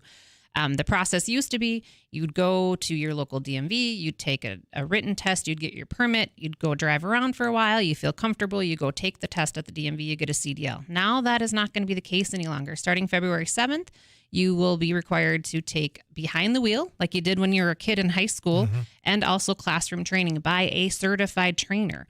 So this is also making it more difficult for those who want to get into the industry to get their CDL. It's going to be harder. So that's something we're facing. This vaccine thing, is an issue going to the border. The Fmcsa, who is the governing body of the DOT, is trying to make things a little bit easier. They're putting an under 21 apprentice program in place. They've introduced that. It's in its very infantile stages as we speak. What is that? So currently, and this always blows my mind, we can send under a 21-year-old driver in a Class A truck from Fargo to Williston, and that's okay. But we can't send him from Fargo to Moorhead because he's crossing a border. So that interstate line causes some issues with drivers who are under 21. You can't get a CDL. Well, you can get a CDL under 21. You just can't cross state lines. Doesn't make it real enticing to get into the industry as well. So we're losing young people who might really, really want to be an over-the-road truck driver, but they can't because of their age.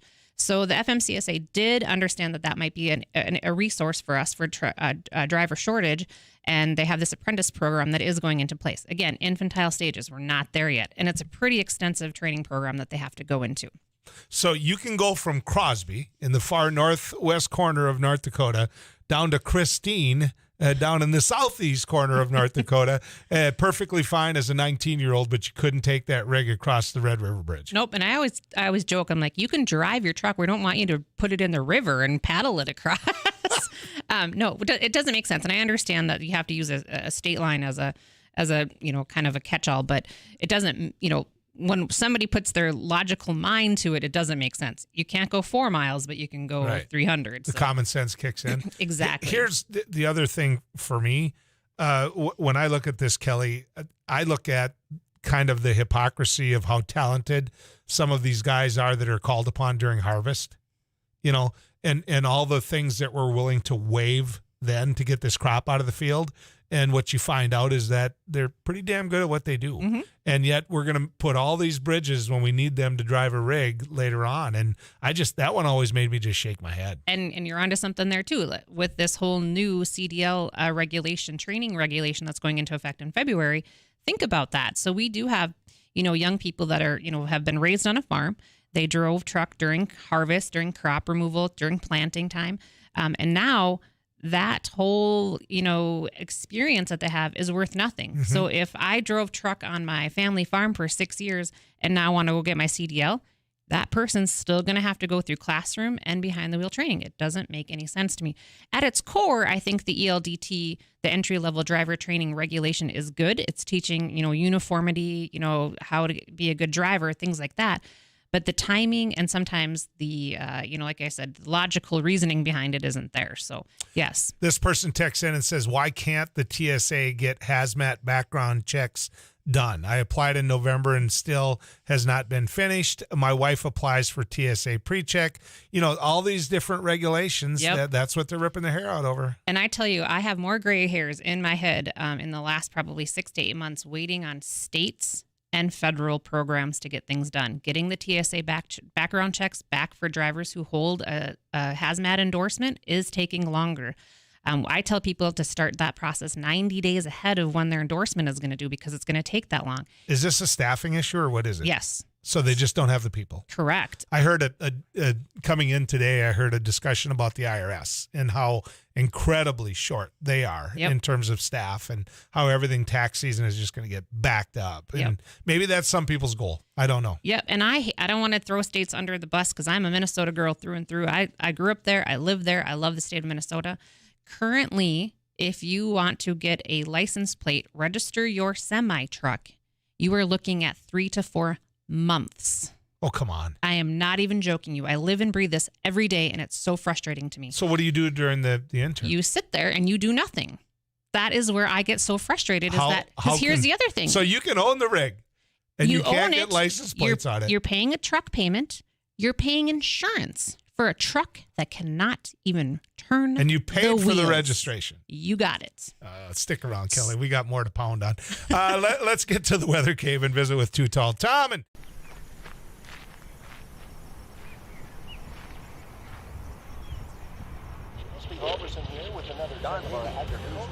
Hey, this is Abby Miller with the Dear Mighty Kansas 790. Couch Potato Radio. Did you see that? It Takes Two. Doug Miller with the morning crew this morning. News Radio. Amy Eiler with It Takes Two. This is Jack Michael, Voices Forces. Joel Heitkamp here on the Mighty Sarah Heinrich. Tyler Access, your home. The Mighty 790 and 104.7 FM KFGO. The names you know, the voices you trust.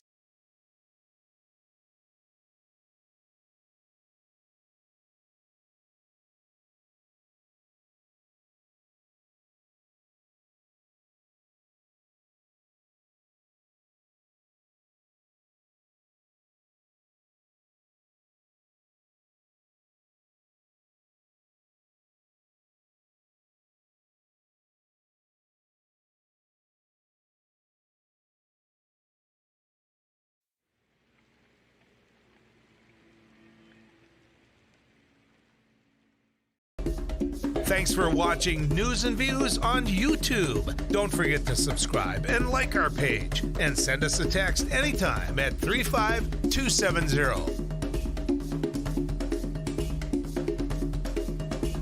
Well, we're doing a food giveaway event to the community. A lot of people are facing food insecurity at this time. As we can tell, we had to start about an hour early because we just had so many people lined up. So as people come up and they need whatever they need, volunteers are taking care of it. It's all contactless, so nobody has to get out, and just making sure whatever the greatest need. We're just getting the greatest good. We're going until the food is out. As people are coming in, if they need 2 boxes and 2 gallons of milk, that's what we're giving. We don't want to leave anybody out. I was in the hospital, and I saw a flyer on the wall. And all the nurses were talking about taking people down there to get food and stuff. I got out last night, the hospital last night, and I said, man, I'm going to do this. When I came from Williston here, I lived on these streets for 3 years, caring. And that's what this is. That's the way I see it. Very helpful. I think it's going to be very helpful because I know people that are doing without. I think it's truly remarkable how much need there is out there. Like I said, we were going to start at noon, but we had so many people lined up. We started at 11, and volunteers have been working their tail off since then.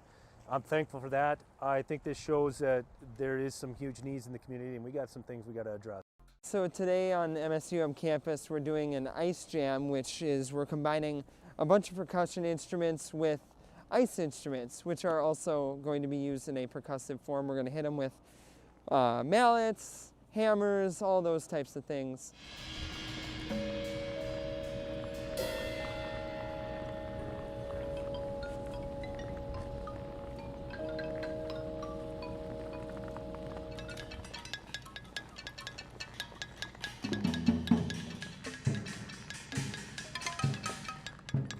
Today is all improv, so we're all just kind of working with ideas that we just kind of think of as we go, and we kind of play off each other, and it's fun to collaborate but also have a sense of independence.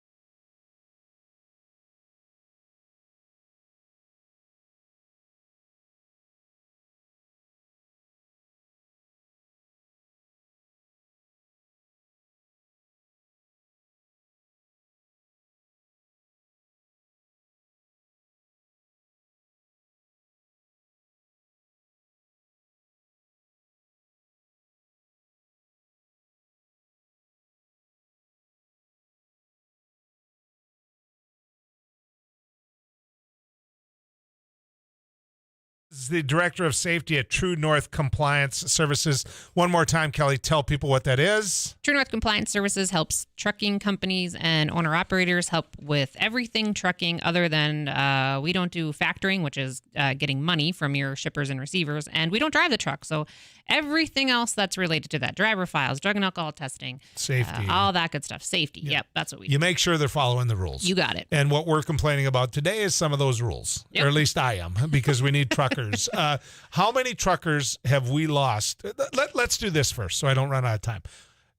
There's people that are listening to you right now that might be debating whether or not to be a trucker. Mm-hmm. Why should they be a trucker? Oh, I think trucking is like the best industry ever. Obviously, I'm in the trucking industry. Have I driven a truck before? Absolutely. Have I had a CDL before? Absolutely. Was I a good driver? Absolutely not. I'm good at regulation and that kind of stuff. However, it was fun. I liked it. I often say, in the past, in the 70s and 80s, trucking was super enticing. It looked, it was kind of a romantic, career to get into. You could see the world, you could meet people, see the country anyway, and meet new people and see things that you probably wouldn't have gotten to see in the, in a different career. So we have to make that enticing again. So again, you can see the country. When I travel to do different trainings, I'm always, hiking this mountain or going here. The problem is truck drivers don't necessarily always have that extra time because it's push, because the more the wheels turn, the more money that you're going to make. So there's that. So I'd like to figure out how as an industry we can, make it more appealing. So maybe shorter routes so truck drivers can get home more to see their families, spend time, with their kids and do things outside of just, driving a truck. Offer a fair wage. We still need to increase the wages for truck drivers.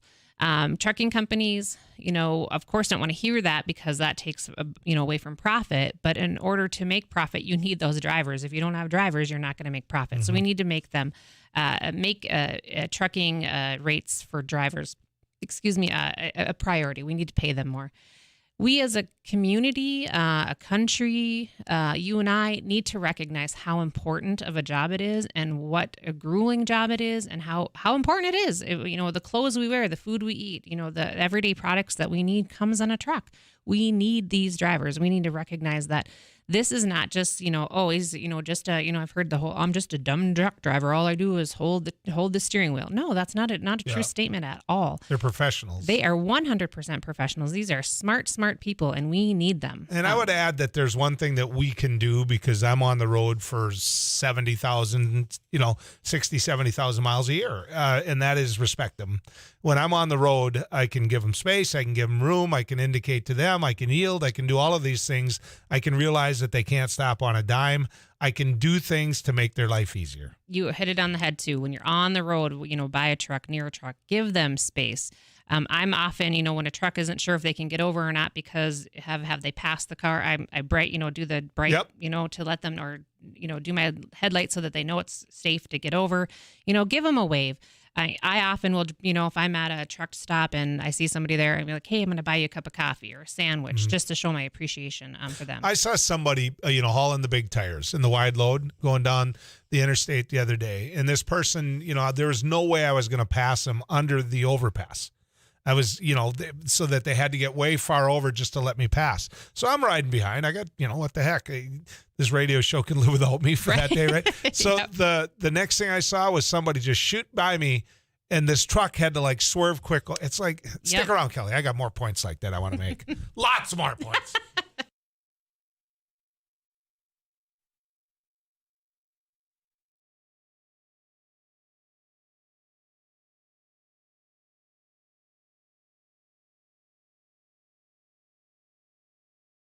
Well, we're doing a food giveaway event to the community. A lot of people are facing food insecurity at this time. As we can tell, we had to start about an hour early because we just had so many people lined up. So as people come up and they need whatever they need, volunteers are taking care of it. It's all contactless, so nobody has to get out, and just making sure whatever the greatest need. We're just giving the greatest good. When we're going until the food is out. As people are coming in, if they need 2 boxes and 2 gallons of milk, that's what we're giving. We don't want to leave anybody out. I was in the hospital, and I saw a flyer on the wall. And all the nurses were talking about taking people down there to get food and stuff. I got out last night. get out of the hospital last night, and I said, man, I'm going to do this. When I came from Williston here, I lived on these streets for 3 years, caring. And that's what this is. You know, that's the way I see it. Very helpful. I think it's going to be very helpful because I know people that are doing without. I think it's truly remarkable how much need there is out there. Like I said, we were going to start at noon, but we had so many people lined up. We started at 11, and volunteers have been working their tail off since then. I'm thankful for that. I think this shows that there is some huge needs in the community, and we got some things we got to address. Thanks for watching News and Views on YouTube. Don't forget to subscribe and like our page, and send us a text anytime at 35270. So today on MSUM campus, we're doing an ice jam, which is we're combining a bunch of percussion instruments with ice instruments, which are also going to be used in a percussive form. We're going to hit them with mallets, hammers, all those types of things.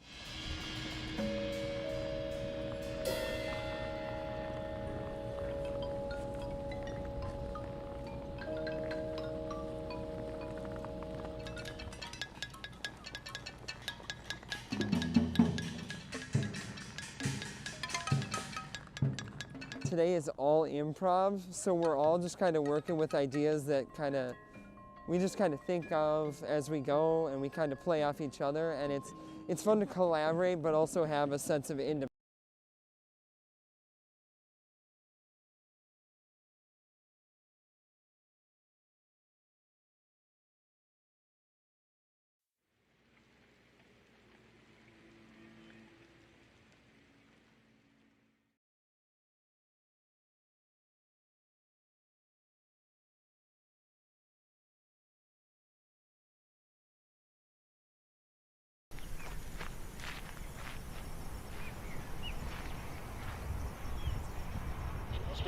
Here with another News Radio. Hey, this is Abby Miller with the Dear Mighty Kansas 790 Couch Potato Radio. Did you see Gordon that? from It Takes Two. Doug here with the morning crew this morning. News Radio. Amy Eiler with It Takes Two. This is Jack Vitals, Voices Force. Too tall, Joel Heitkamp here on the Mighty Sarah Heinrich. Tyler Axis, your host. The Mighty 790 and 104.7 FM KFGO. The names you know, the voices you trust.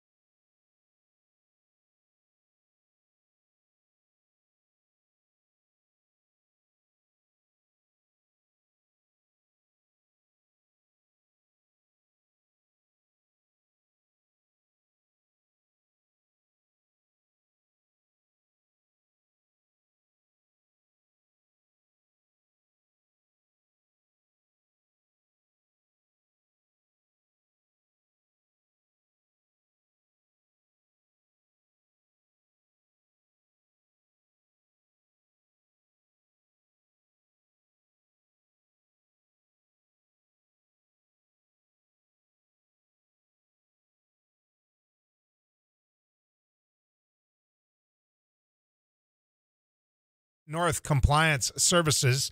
By now, many of you have already done the Google and checked it out and see what they do. They take away headaches for trucking companies, truck drivers. I 5 names instantly come to mind for me that these guys are absolutely fabulous at getting out on the road and taking product from A to B and B to C and whatever. And they can keep that truck on the road and safe and in terrible conditions, but that doesn't mean that they like electric logs, Nope. Kelly. That doesn't mean that they like a lot of what's thrust upon them regulation-wise. Yep, and electronic logs obviously is always a That's hot topic. one of the biggest complaints. That is a hot topic. I don't even know. It's been probably 6-7 years now that the electronic logging device regulation went into effect. Anybody that was required to use a logbook, so that would exempt your short haul farmers, How many livestock. drivers did we lose since then? Oh, that's Did it drive people out of the industry? Absolutely. How about pot? How did that drive people out of the industry? Absolutely. So the other new regulation that went into effect in 2020 was the Drug and Alcohol Clearinghouse database that the federal government put in place. So if, as a truck driver, if I have a positive drug test, it doesn't matter if it's marijuana, cocaine, methamphetamines, things like that, your name has to be reported to a national database, and you have to go through certain steps to take care of that positive drug test before you can get back out on the road.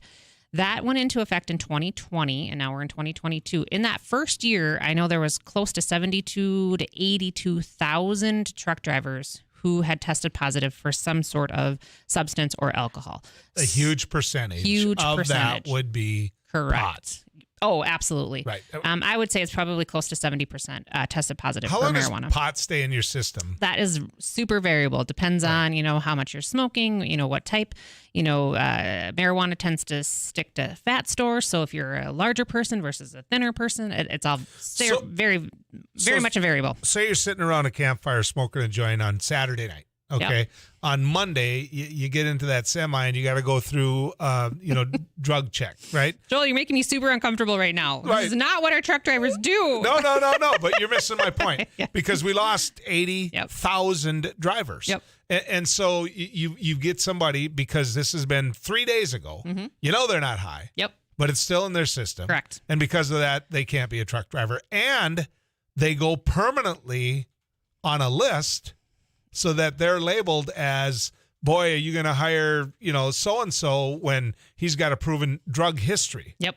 So, yes, that is a true statement. So if a truck driver, and just a disclaimer, if you are a truck driver that operates across state lines, you cannot use marijuana, even if it's legal in your state, because you are a federally mandated truck driver. So federal rule supersedes state law.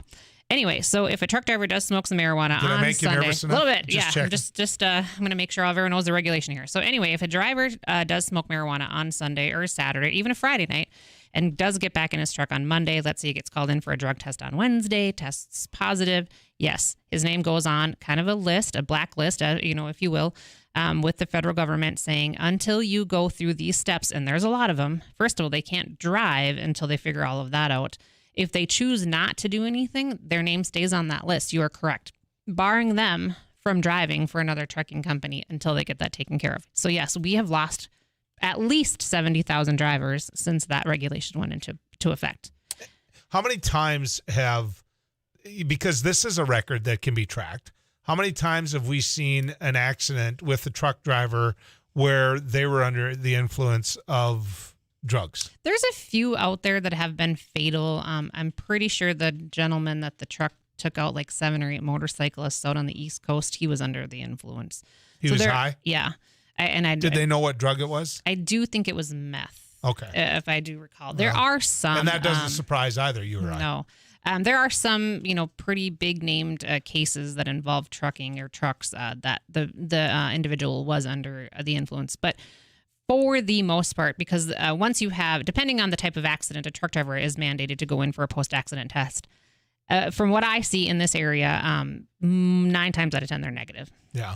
So what about DUIs? So DUI, if you get a DUI in your personal vehicle, obviously you can't drive truck for 1 year. Your CDL is taken away. If you get a second DUI in your truck or your personal vehicle, then you lose your CDL for life. Keeping in mind, oftentimes one of the misnomers people always talk about is I have a Class A driver's license, and when I'm in my car, my personal vehicle, that the legal limit is 0.04. No, that's not a true statement. The legal limit in your semi is 0.04. When you're in your personal vehicle, it's a 0.08. So you can't apply regulation that's going to a commercial motor vehicle to your personal vehicle. So DUIs, I don't see that as much as an issue anymore. People losing their license here and there. We represent about 1,000 drivers. We don't get a ton of that. I mean, not that 1,000 drivers in this area isn't a lot. I mean, we have close to 3,500 trucking companies in the state of North Dakota alone. So obviously, there's way more truck drivers than just the 1,000 that I represent. But let me ask you this: so you get a DUI in your personal vehicle. Mm-hmm. That takes you out of your truck for a year. 1 year. Okay, but I can drive the car again. Correct. In a month. Correct. Why do I have to be out of the truck again for a year? It's federal law. I shake my head as well. I don't know that it's right, wrong, or otherwise, but that is federal law. Even if you get your... So you made him sit in jail for 3 days in a lot of cases. Yep. His insurance has gone through the roof. Both incentives not to do this again, right? But you've determined that he can hop in his pickup and drive anywhere he wants. Correct. But he can't go make his living. That's exactly correct. I don't get that. I don't either. It is what it is. You Another can't see me right now unless you're watching on YouTube, but I'm scratching my whole face. Yes. It's unfortunate that does, and that's obviously a deterrent from drinking and driving. I'm not condoning drinking and driving. I don't think anyone is. However, that can very much so cripple your career. Yeah. Somebody says, and let's go to some of these text messages in our iConsultants of North Dakota text club. It says, Joel, nobody will hire you anymore if you're CBD positive test. So that's the other thing. Good. You're right. I've had some employers that do, if you go through the rehabilitation process, through the substance abuse process, they will hire you again. Some companies will have to terminate you because that's their policy, but they'll rehire you once you figure that out. And I'm glad you bring up CBD. I deal with this. I didn't think I was going to have to deal with this as much, but I do. I've had at least 3 drivers in the last probably 2 years, had a shoulder surgery, had a knee surgery, had an ankle surgery, and they were using topical CBD oil, which is the product that obviously is, comes from hemp. The CBD oil, everyone will tell you that sells this stuff or peddles this stuff or prescribes this stuff. There's no THC in here. You will not test positive. I am here to tell you that I know of 3 cases that is the case. And these were long-term drivers. One gentleman worked for the company for 28 years and was terminated. Oh, come on. I swear to you. That's their company policy. If you test positive for marijuana, which you will because it's a CBD and the company better rethink what they're doing. They got a guy working for him, hauling for him for 28 years. He's got a bad wrist, which, by the way, rubbed some of that on my wrist before that I broke how many times, and it helps. Yep. And it's not pot. Or at least they tell me it's not, right? Well, everyone's going to tell you that. They will tell you that. That's why I'm telling you. So I have gotten high through my wrist. I mean, come on. Through topical. You have to be very careful with those products. I've always been kind of on I never smoke pot, right? I was always, people know I'm an advocate for making it legal. Mm-hmm. I think people in jail. Anyway, I never smoked it, didn't. But now because I rubbed this on my wrist, this CD whatever. CBD oil. I might just start rolling them up. Well, and that's the problem is that you don't know, is somebody being honest with you? Was it really topical or did they have smoke some, at a party the previous week? There's no way to tell. It's in your system. It's in your system. I'm being glib when you're busy doing your job. Nope. Somebody said, isn't there a group of drivers who aren't allowed to drive because of non-work related DUIs? So that goes back to what you said, this misnomer that if you're a truck driver and you're in your pickup and you blow a .07, you're going to lose your license, your trucking license, when it's not true. If you get convicted of a DUI in your personal vehicle, you will lose your CDL. But it's got to be .08. Correct. Right. Okay. You got it. I think we end up putting that fire out, and it's going to be here next time as well. You got it. What about going to, there's 2 different ways to go. There's people who say, okay, get in the high schools, tell people that this is a great career, explain to people, what the good part of all this is instead of the negative things that we've had to talk about today. And then there are others who say that, there's a lot of tread left on that 60-plus-year-old tire, and they've retired. Mm-hmm. Is there any coaxing them back out to work? And that, I think, anybody can be coaxed out of retirement, for the right price. I mean, and for the right maybe route. Maybe you could get somebody into a local delivery, hub or something like that. Or, maybe in every other week, if your truck's sitting, for 52 weeks out of the year and you could get somebody to work every other week, you would take that. You would take your truck turning a little bit versus nothing. So maybe if you could offer something that was, not quite as grueling of a schedule, I think you could get some of those retired truckers out of retirement. Everything you just described to me would force me not to check up on my drivers. Do you see what I'm getting at? It would if I had a 4-truck outfit, I'm running 4 semis, I've driven truck all my life, bought 3-4 more rigs, got local guys to drive them. And I know that they might have been out, last Friday night sitting around a campfire the way I described it. There's no way I'd test them. Well, you don't really get that option. So you're in a big, huge consortium, it's called. And then somebody says, okay, Joel, today's the day. You have 2 months to test Johnny and Harry. So you don't really get the choice. But I sure choose when I'm doing it. You get a small window of time. Okay. So your drug testing company will say, Joel, you have 2 drivers that got selected for the random this quarter, and they might notify you on March 1st, and they need to be done by March 31st. There's such a reason people need to hire you.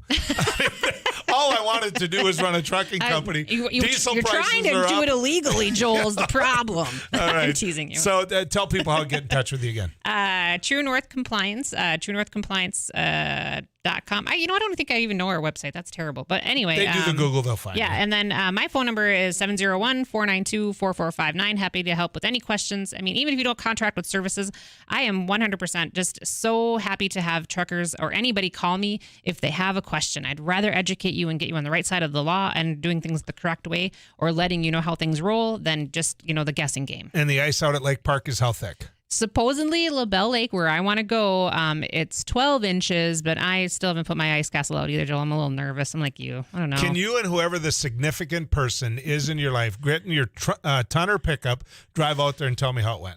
No, we're not. Just checking. No. I'm trying to send some people out to find. I'm not going to have my 1-ton truck and ice castle on the bottom of LaBelle Lake. Thank you, though. Asking a question. Let's get to the weather cave and visit with Too Tall Tom. Tom? Thanks for watching News and Views on YouTube. Don't forget to subscribe and like our page. And send us a text anytime at 35270.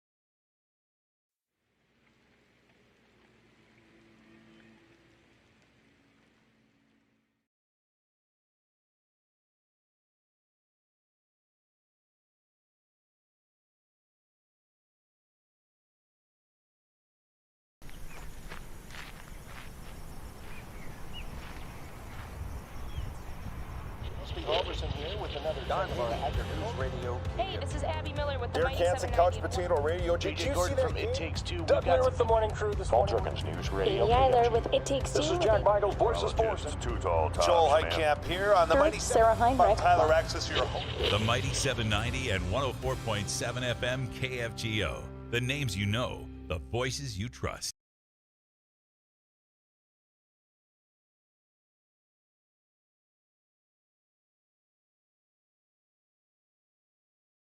Well, we're doing a food giveaway event to the community. A lot of people are facing food insecurity at this time. As we can tell, we had to start about an hour early because we just had so many people lined up. So as people come up and they need whatever they need, volunteers are taking care of it. It's all contactless, so nobody has to get out. And just making sure whatever the greatest need. We're just giving the greatest good. When we're going until the food is out. As people are coming in, if they need 2 boxes and 2 gallons of milk, that's what we're giving. We don't want to leave anybody out. I was in the hospital, and I saw a flyer on the wall. And all the nurses were talking about taking people down there to get food and stuff. I got out last night. Got out of the hospital last night, and I said, man, I'm going to do this. When I came from Williston here, I lived on these streets for 3 years, caring. And that's what this is. That's the way I see it. Very helpful. I think it's going to be very helpful because I know people that are doing without. I think it's truly remarkable how much need there is out there. Like I said, we were going to start at noon, but we had so many people lined up. We started at 11, and volunteers have been working their tail off since then. I'm thankful for that. I think this shows that there is some huge needs in the community, and we got some things we got to address. So today on MSUM campus, we're doing an ice jam, which is we're combining a bunch of percussion instruments with ice instruments, which are also going to be used in a percussive form. We're going to hit them with mallets, hammers, all those types of things.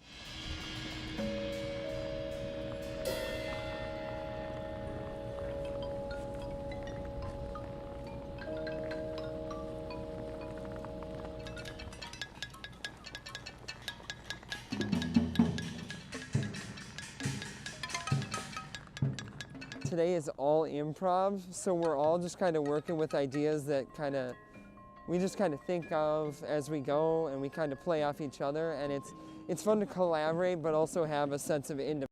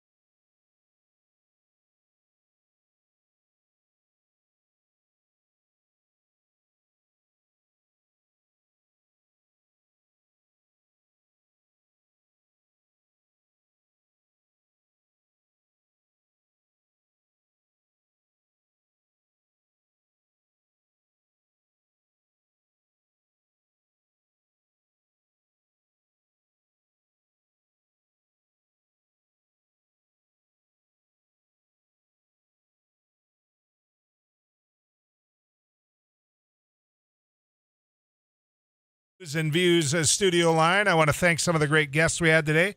Rick Guion. I want to thank Shannon Jones, and I want to thank Kelly Crepeau for coming in. And we're getting messages like this, ladies and gentlemen. Somebody texted in and said, if I get my roller to work, I'm sure there were some who got bored listening to this subject about trucking, but I love hearing about trucking. Thank you very much, Joel and Abby, and that means thank you more to Abby, is really what they're saying. You realize thank you to Kelly. Right? Yeah. Thank you to Kelly. Right.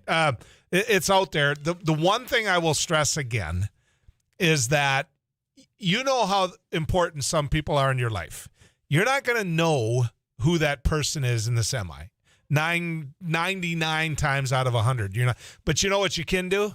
Give them some space. Give them some room. Treat them with respect. Realize they can't stop on a dime. Just understand how important the industry is. And, I just call it being a decent person.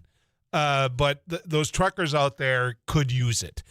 You pull right up in behind them to where they're blind on their mirrors.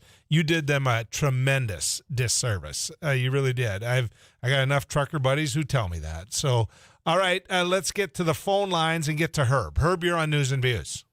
Okay, I want to go back to what you were talking about earlier about the election and election fraud. Yes, yes. Okay, from 2016 to 2020, where were you and the rest of the Democrats when Trump was called illegitimate, said he was won by Russian collusion?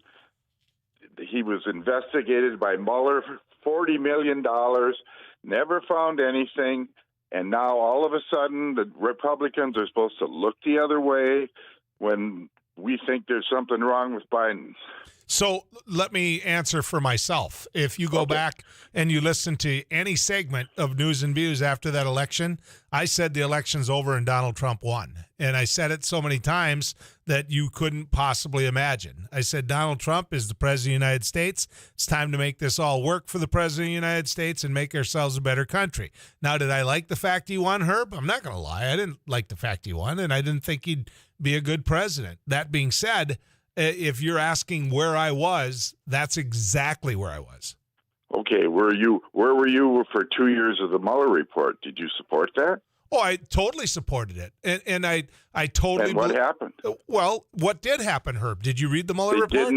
Did you read the 900 pages of the Mueller report? No, but I've read summaries of it. Yeah. They didn't find, not one person was charged with anything, and they didn't find one thing that had to do with Russian collusion. That's not true, Herb. That means you didn't take a look at the full Mueller report. Now, what role Donald Trump played in that, that's what they didn't find. What you did find was there were plenty of people culpable in what happened. That report needed to happen, even if they found nothing. It needed to happen, Herb, because that's the highest ranking levels of government. Let me ask you this. Where were you when they were investigating Hillary Clinton and Comey came out with it weeks before the election and said there's no there? Well, Hillary Clinton spent $10 million buying a Russian dossier that was totally false against Trump. Not Trump proven. and Herb, call in and let's have this talk another day when I got more time, okay? All right. Because it's always fun. You bet. Thanks for calling in. Folks, he said some things that weren't true. I said some things that I'm sure he thinks aren't true. Fact of the matter is, we had a conversation, and I like that here. All right. Good riding with you, folks. See you back here tomorrow. Actually, I'll be in Bismarck tomorrow.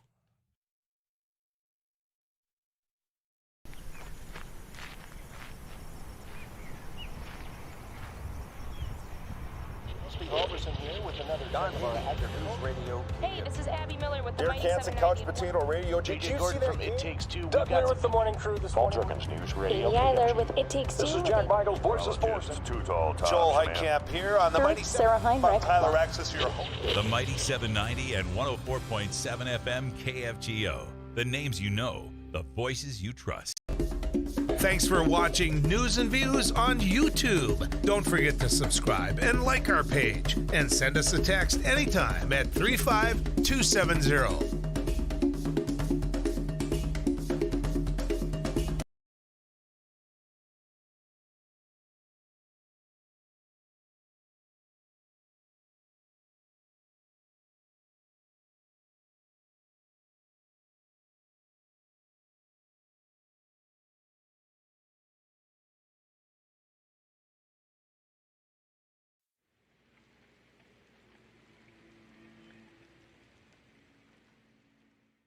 So today on the MSUM campus, we're doing an ice jam, which is we're combining a bunch of percussion instruments with ice instruments, which are also going to be used in a percussive form. We're going to hit them with mallets, hammers, all those types of things.